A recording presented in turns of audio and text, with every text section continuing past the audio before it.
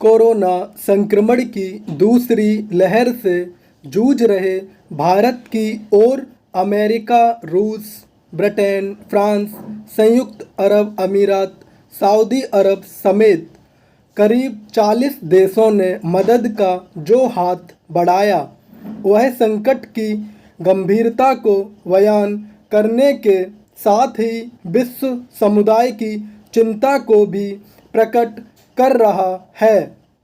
इस मदद से यह भी रेखांकित होता है कि विश्व समुदाय इसी कोरोना काल में भारत की उस सहायता को भूला नहीं है जो उसने दुनिया के तमाम देशों को दी थी।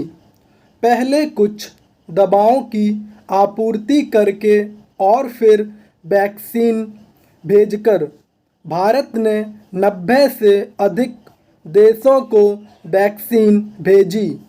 इनमें से कुछ देशों को तो मुफ्त अथवा रियायती दरों पर दी। इसके अलावा भी भारत समय समय पर संकट में फंसे देशों की मदद करता रहा है। एक तरह से अब जो मदद मिल रही है उसके पीछे भारत की साख भी काम कर रही है। इस सब के अतिरिक्त दुनिया के बड़े देश यह भी जान रहे हैं कि भारत विश्व अर्थव्यवस्था का एक महत्वपूर्ण हिस्सा है और यदि वह संकट में फंसा रहा तो इससे उनके आर्थिक हितों को भी चोट पहुंचेगी।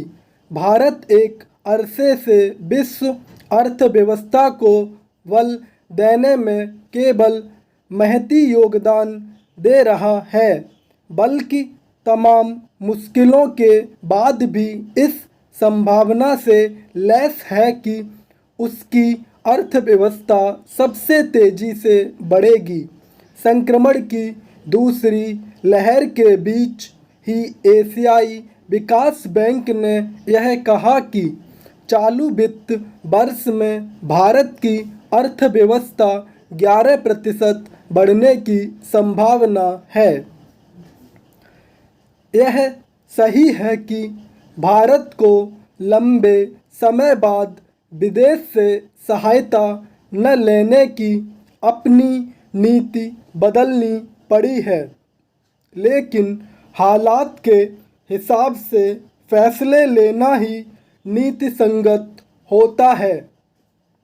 अब जब विदेश से चिकित्सा उपकरणों और दवाओं के रूप में मदद मिलनी शुरू हो गई है, तब फिर यह देखा जाना चाहिए कि वह समय रहते प्रभावित क्षेत्रों और लोगों तक सही तरह पहुँचे। इसके लिए उपयुक्त तंत्र बनाकर उसकी निगरानी भी की जानी चाहिए।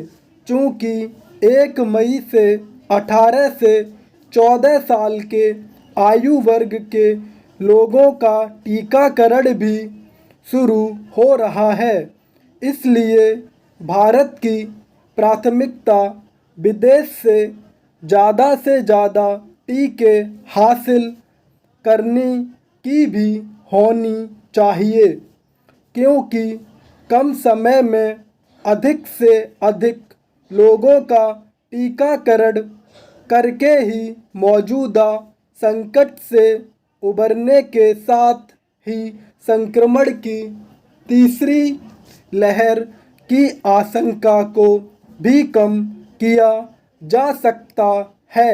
यह समय टीकाकरण अभियान की हर बाधा को दूर करने और साथ ही यह समझने का भी है कि जब सरकार और समाज एकजुट होंगे तभी संकट से आसानी से पार पाया जा सकेगा।